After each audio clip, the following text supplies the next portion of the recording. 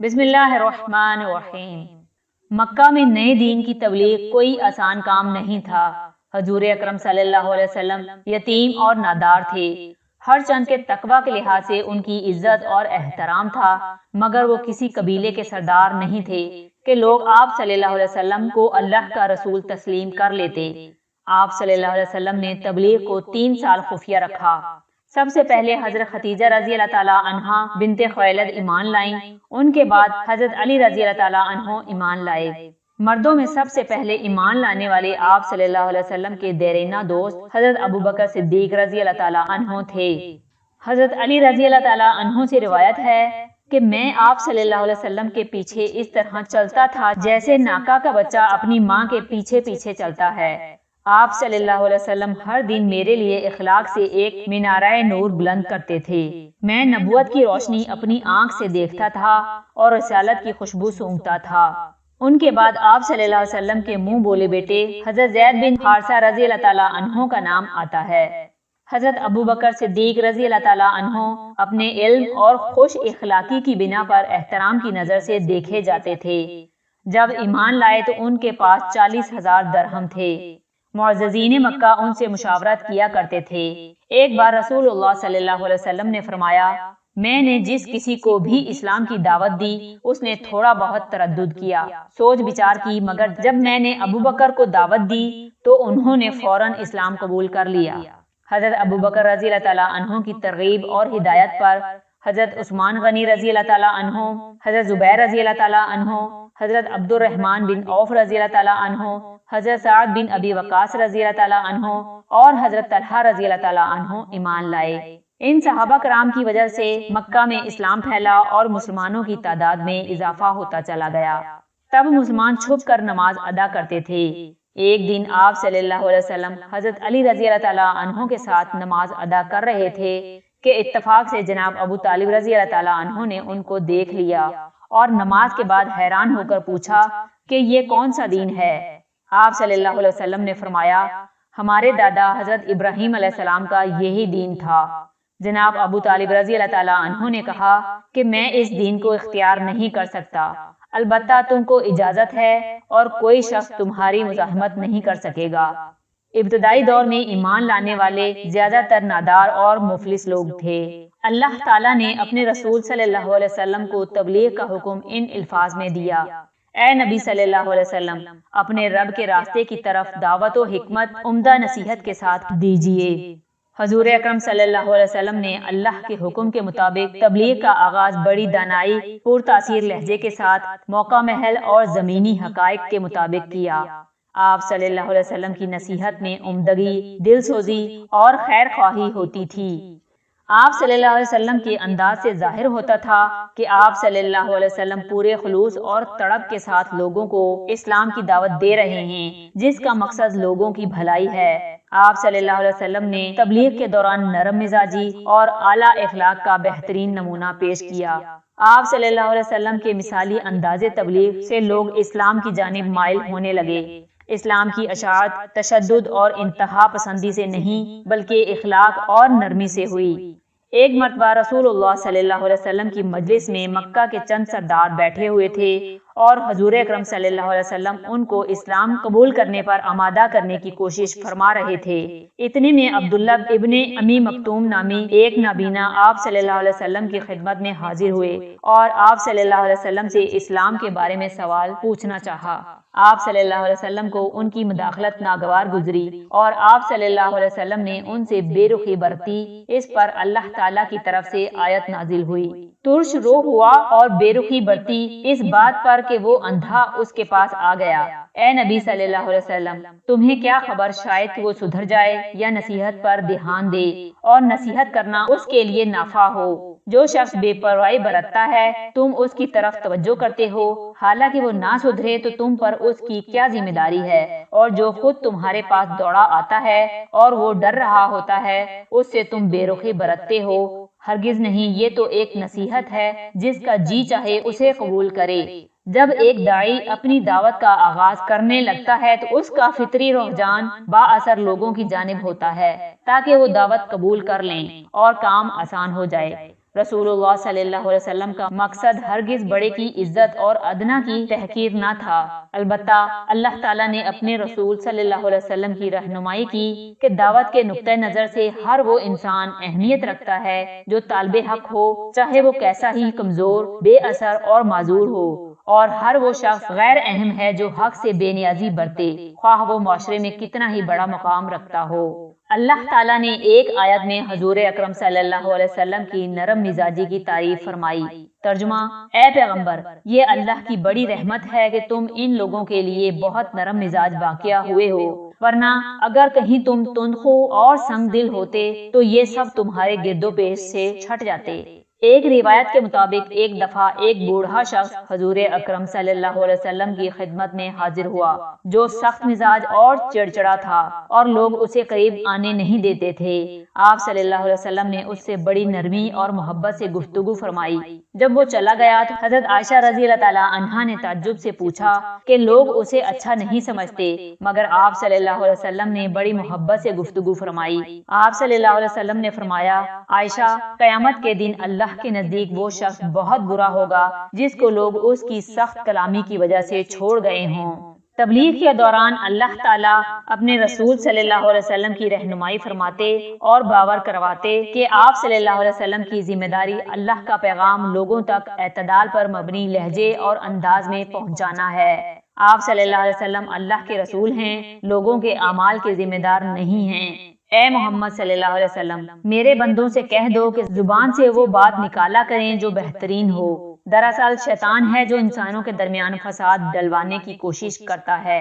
حقیقت یہ ہے کہ شیطان انسان کا کھلا دشمن ہے۔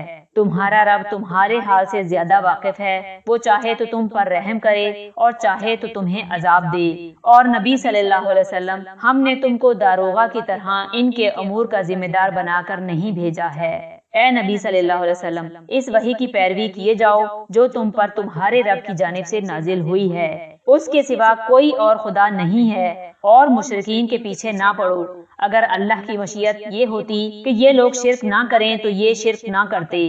تم کو ہم نے ان پر پاسبان مقرر نہیں کیا ہے اور نہ تم ان کے امور کے ذمہ دار ہو۔ جب دین کی تبلیغ کا ابتدائی کام مکمل ہو گیا اور حوصلہ افزا تعداد میں مرد اور عورتیں ایمان لے آئیں تو اللہ تعالیٰ نے آپ صلی اللہ علیہ وسلم کو اعلانیہ تبلیغ کا حکم دیا۔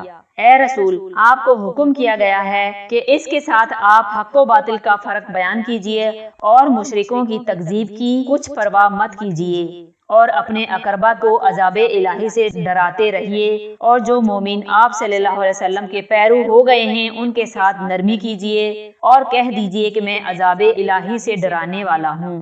اے نبی، اپنے رب کے راستے کی طرف دعوت دیجیے حکمت اور عمدہ نصیحت کے ساتھ، اور لوگوں سے مباحثہ کرو ایسے طریقے پر جو بہترین ہو۔ اللہ کے حکم کے مطابق آپ صلی اللہ علیہ وسلم مکہ کے ایک پہاڑ صفا پر گئے اور مکہ کے قبائل کو پکارا۔ جب سب لوگ جمع ہو گئے تو آپ صلی اللہ علیہ وسلم نے پوچھا، اے لوگو، اگر میں تمہیں کہوں کہ پہاڑ کے پیچھے دشمن کا ایک لشکر ہے جو تم پر حملہ کرنے والا ہے تو تم میری اس بات کو سچ مان لو گے؟ سب نے کہا، ہاں، سچ مان لیں گے، کیونکہ آپ صادق اور امین ہیں۔ آپ صلی اللہ علیہ وسلم نے فرمایا، میں تمہیں ایک سخت عذاب کے آنے سے پہلے خبردار کرنے کے لیے بھیجا گیا ہوں۔ تم سب اپنی اپنی جانوں کو اس عذاب سے بچانے کی فکر کرو۔ اللہ کے حضور میں تمہارے کسی کام نہ آ سکوں گا۔ اس روز میرے رشتہ دار صرف متقی لوگ ہوں گے۔ میرا اور تمہارا خون کا رشتہ ہے، اس لیے اس دنیا میں تمہارے ساتھ ہر طرح کی صلہ رحمی کروں گا۔ اگر تم لا الہ الا اللہ کے قائل ہو جاؤ تو میں رب کے ہاں تمہاری گواہی دوں گا۔ اس مجمع میں ابو لہب بھی موجود تھا۔ اس نے دین کا پیغام سننے کے بعد کہا، تو سارے دن غارت ہو، تو نے ہمیں اس لیے یہاں بلایا تھا۔ سب لوگ مشتعل ہو کر منتشر ہو گئے۔ صداقت اور امانت ہی وہ طاقتور بنیادیں تھیں جن پر اسلام کی عمارت اٹھائی گئی تھی۔ اللہ تعالیٰ نے وحی نازل فرمائی، اے پیغمبر، ابو لہب خود ہی ہمیشہ کے لیے تباہ ہو گیا، اس کا مال اور کوشش اس کے کام نہ آئیں گے۔ عنقریب اسے ایسی آگ سے دوچار ہونا ہے جس کے شعلے اسے بھسم کر دیں گے۔ حضور اکرم صلی اللہ علیہ وسلم نے اپنے عزیز و اقارب کو کھانے کی دعوت دی۔ 45 افراد آپ صلی اللہ علیہ وسلم کی دعوت میں شریک ہوئے۔ ابو لہب جانتا تھا کہ آپ صلی اللہ علیہ وسلم دین الہی کی تبلیغ کریں گے، لہٰذا اس نے آپ صلی اللہ علیہ وسلم کی بات سننے سے پہلے ہی بولنا شروع کر دیا اور کہنے لگا، یہاں آپ کے چچا اور چچا زاد بھائی ہیں، آپ جو کچھ کہنا چاہتے ہیں کہیے، لیکن یہ بات نہ بھولیے کہ آپ کی قوم کی اتنی قوت نہیں ہے کہ وہ سارے عرب کا مقابلہ کر سکیں۔ مناسب تو یہ ہے کہ جو کام آپ نے شروع کیا ہے آپ کے قبیلے کے لوگ اور قریبی رشتہ دار آپ کو اس سے روک دیں، یہ ان کے لیے آسان ہے، بجائے اس کے کہ قریش کے سارے خاندان آپ کے خلاف متحد ہو کر مقابلے کے لیے کھڑے ہو جائیں اور عرب کے سارے لوگ ان کی تائید کر رہے ہوں۔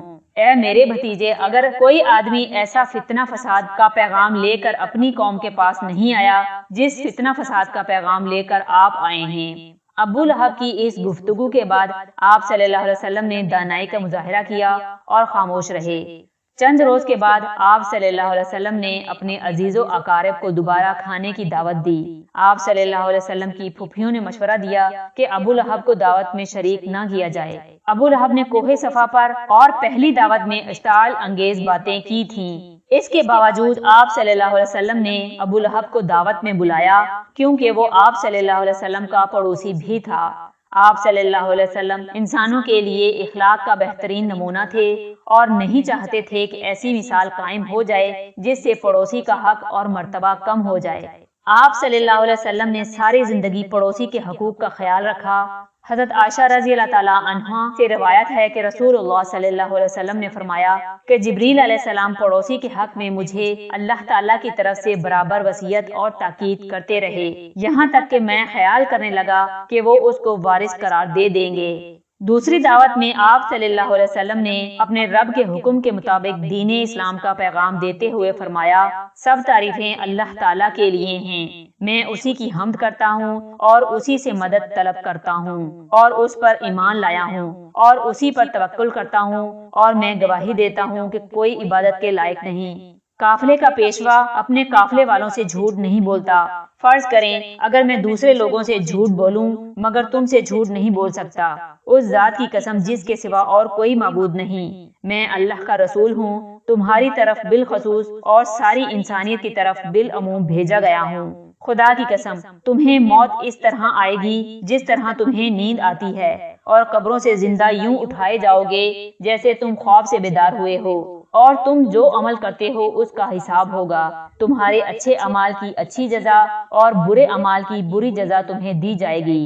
ٹھکانہ ابدی جنت ہے یا ابدی جہنم۔ خدا کی قسم اے فرزندان عبد المطلب، میں کسی ایسے نوجوان کو نہیں جانتا جو اس چیز سے بہتر اپنی قوم کے پاس لے کر آیا ہو جو میں لے کر آیا ہوں۔ میں تمہارے پاس دنیا اور آخرت کی فلاح لے کر آیا ہوں۔ آپ صلی اللہ علیہ وسلم کے اس خطاب کے بعد ابو لہب نے ایک بار پھر وہی باتیں دہرائیں جو اس نے پہلی دعوت میں کہی تھیں، مگر اس بار آپ صلی اللہ علیہ وسلم کے عزیز و اقارب ابو لہب کی باتوں سے زیادہ متاثر نہ ہوئے، اور 13 برس کے کم سن علی رضی اللہ تعالیٰ عنہ نے کہا، اگرچہ میں آشوب چشم میں مبتلا ہوں اور میری ٹانگیں پتلی ہیں، لیکن میں آپ صلی اللہ علیہ وسلم کا ساتھ دوں گا۔ جناب ابو طالب رضی اللہ تعالیٰ عنہ نے کہا، خدا کی قسم جب تک ہمارے جسم میں جان ہے ہم اپنے بھتیجے کا دفاع اور حفاظت کریں گے۔ حضور اکرم صلی اللہ علیہ وسلم نے تبلیغ کے دوران صبر، تحمل اور برداشت کا مظاہرہ کیا۔ ارشاد ربانی ہے، اے ایمان والو صبر کرو، ایک دوسرے کو صبر کی تلقین کرو اور دشمن کے سامنے جمے رہو اور اللہ تعالیٰ سے ڈرو تاکہ کامیاب ہو جاؤ۔ حج کے موقع پر عرب کے مختلف علاقوں کے افراد حج کے لیے مکہ آتے تھے۔ حضور اکرم صلی اللہ علیہ وسلم نے موقع سے فائدہ اٹھاتے ہوئے مختلف قبائل کو اسلام کی تبلیغ کی۔ اس طرح اسلام کا پیغام پورے عرب میں پھیل گیا اور اہل عرب حضور اکرم صلی اللہ علیہ وسلم کی نبوت اور اللہ کے فرمان کے بارے میں غور و فکر کرنے لگے۔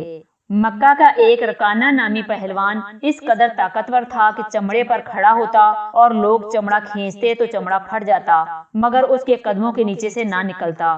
اس نے اسلام لانے کے لیے حضور اکرم صلی اللہ علیہ وسلم کو کشتی لڑنے کی دعوت دی اور کہا کہ اگر وہ کشتی ہار گیا تو اسلام قبول کرنے کے ساتھ اپنی 1/3 بکریاں بھی دے گا۔ حضور اکرم صلی اللہ علیہ وسلم نے اسے 3 بار زمین پر پٹخ دیا اور اس کی ساری بکریاں بھی لے لیں۔ رکانہ رونے لگا۔ آپ صلی اللہ علیہ وسلم نے اس کی بکریاں واپس کر دیں۔ وہ بہت متاثر ہوا اور صدقے دل سے مسلمان ہو گیا۔ آپ صلی اللہ علیہ وسلم نے اسلام کی تبلیغ کے لیے ہر طریقہ اختیار کیا۔ ایک بار ایک شخص نے حضور اکرم صلی اللہ علیہ وسلم کی خدمت میں عرض کی کہ مجھے کوئی نصیحت فرمائیے۔ آپ صلی اللہ علیہ وسلم نے اسے ہر بار یہ جواب دیا، غصہ نہ کرو، پہلوان وہ نہیں جو لوگوں کو کشتی میں پچھاڑ دے، بلکہ پہلوان وہ ہے جو غصے کے وقت اپنے نفس پر قابو رکھے۔ قریش کے افراد رفتہ رفتہ اسلام کی جانب مائل ہونے لگے تو قریش کے سرداروں کو فکر لاحق ہوئی، انہیں اپنے آباء و اجداد کا مذہب خطرے میں نظر آیا۔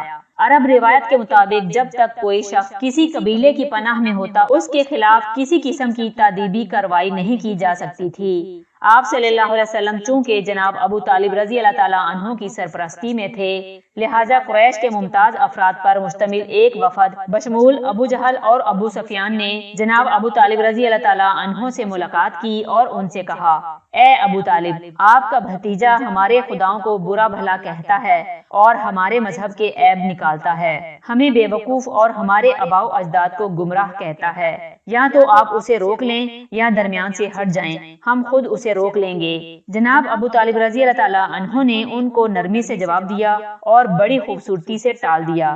حضور اکرم صلی اللہ علیہ وسلم نے اپنی تبلیغ کا کام جاری رکھا۔ قریش کے سرداروں کا رویہ بھی جارحانہ ہوتا گیا اور وہ آپ صلی اللہ علیہ وسلم کے خلاف سازشوں میں مصروف ہو گئے۔ سرداروں نے جناب ابو طالب رضی اللہ تعالیٰ عنہ سے ایک اور ملاقات کی اور اس بار ذرا ترش لہجے میں بات کی۔ اے ابو طالب، ہم نے پہلے بھی آپ سے گزارش کی تھی کہ اپنے بھتیجے کو روک لیں، یہ ہمیں احمق اور بے وقوف کہتا ہے اور ہمارے خداؤں کی عیب جوئی کرتا ہے۔ اب ہمارے صبر کا پیمانہ لبریز ہو گیا ہے، اگر وہ باز نہ آیا تو ہم آپ دونوں کے خلاف جنگ کریں گے جب تک کہ ہم میں سے ایک فریق فنا نہ ہو جائے۔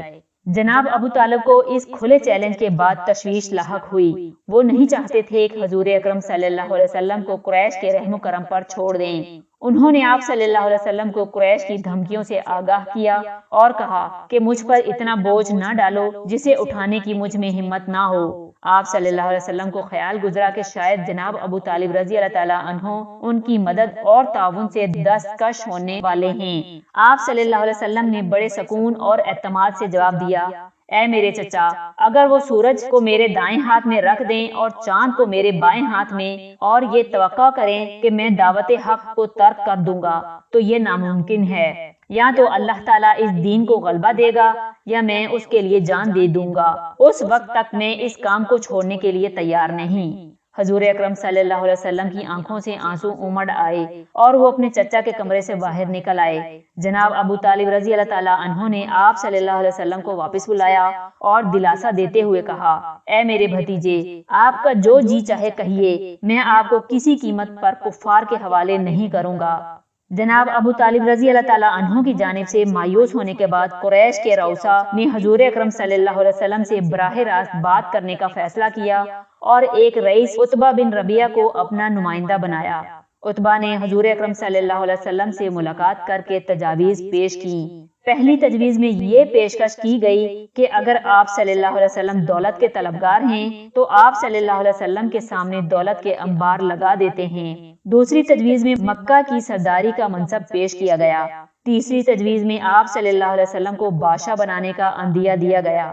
عتبہ نے آخر میں یہ بھی کہا کہ اگر آپ صلی اللہ علیہ وسلم کو خدا نخواستہ کوئی عارضہ ہے تو اس کا مکمل علاج کرایا جا سکتا ہے۔ اگر عورت کی خواہش ہے تو مکہ کی حسین ترین عورت سے آپ کا نکاح کروا دیتے ہیں۔ حضور اکرم صلی اللہ علیہ وسلم نے عتبہ کی باتوں کے جواب میں قرآن کی آیات پڑھ کر سنائیں۔ ان آیات ربانی نے عتبہ پر اس قدر اثر ڈالا کہ جب وہ اپنے رفقا کے پاس گیا تو اس کا دل بدلا ہوا تھا۔ اس نے اپنے رفقا کو مشورہ دیا کہ محمد صلی اللہ علیہ وسلم کو ان کے حال پر چھوڑ دیا جائے، کیونکہ وہ جو کلام سن کر آیا ہے وہ اس قدر پر تاثیر ہے کہ رنگ لانے والا ہے۔ قریش کے سردار اور رئیس اسلام دشمنی کی بنا پر حضور اکرم صلی اللہ علیہ وسلم کا مذاق بھی اڑانے لگے اور آپ صلی اللہ علیہ وسلم سے مختلف نوعیت کے معجزات بھی طلب کرنے لگے تھے۔ قریش کے ان لغو مطالبات کا ذکر اللہ تعالیٰ نے قرآن پاک میں یوں کیا ہے، اور کفار نے کہا ہم ہرگز ایمان نہیں لائیں گے آپ صلی اللہ علیہ وسلم پر جب تک آپ رواں نہ کر دیں ہمارے لیے زمین سے ایک چشمہ یا لگ کر تیار ہو جائے آپ صلی اللہ علیہ وسلم کے لیے ایک باغ کھجوروں اور انگوروں کا، پھر آپ صلی اللہ علیہ وسلم جاری کر دیں ندیاں جو اس باغ میں بہہ رہی ہوں، یا آپ صلی اللہ علیہ وسلم گرا دیں آسمان کو۔ جیسے آپ کا خیال ہے، یہاں آپ صلی اللہ علیہ وسلم اللہ تعالیٰ اور فرشتوں کو بے نقاب کر کے ہمارے سامنے لے آئیں، یہاں تعمیر ہو جائے آپ صلی اللہ علیہ وسلم کے لیے ایک گھر سونے کا، یہاں آپ صلی اللہ علیہ وسلم آسمان پر چڑھ جائیں، بلکہ ہم تو اس پر بھی ایمان نہیں لائیں گے کہ آپ صلی اللہ علیہ وسلم آسمان پر چڑھیں، یہاں تک کہ آپ صلی اللہ علیہ وسلم اتار لائیں ہم پر ایک کتاب جسے ہم پڑھیں۔ اللہ تعالیٰ نے اپنے رسول صلی اللہ علیہ وسلم کو ہدایت فرمائی، آپ فرما دیں میرا رب ہر عیب سے پاک ہے اور میں کون ہوں مگر آدمی اللہ کا بھیجا ہوا۔ قریش کی جانب سے لالچ، فضول منطق اور معجزات کا مطالبہ حضور اکرم صلی اللہ علیہ وسلم کو تبلیغ کے راستے سے نہ ہٹا سکا، اور قریش نے آپ صلی اللہ علیہ وسلم اور ان پر ایمان لانے والوں پر ظلم و ستم اور جبر و تشدد کرنے کا فیصلہ کر لیا۔